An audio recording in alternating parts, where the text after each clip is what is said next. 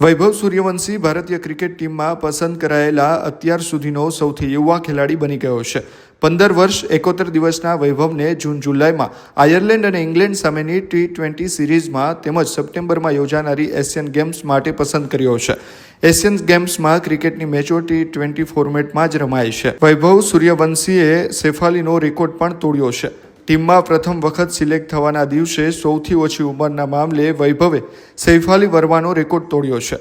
આ પહેલાં સૈફાલી મેન્સ અને વુમન્સ ક્રિકેટ બંનેમાં ભારતીય ટીમ માટે પસંદ થનારી સૌથી યુવા ખેલાડી હતી।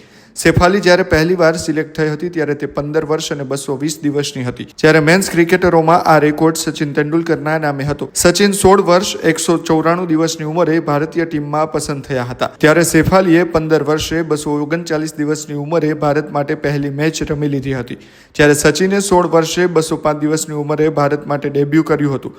વૈભવને જો ઇંગ્લેન્ડ અને આયર્લેન્ડ ટૂર કે એશિયન ગેમ્સમાં એક પણ મેચ રમવાનો મોકો મળી જાય તો તે સૈફાલી અને સચિન બંનેને પાછળ છોડીને ભારત માટે રમનાર સૌથી યુવા ક્રિકેટર બની જશે।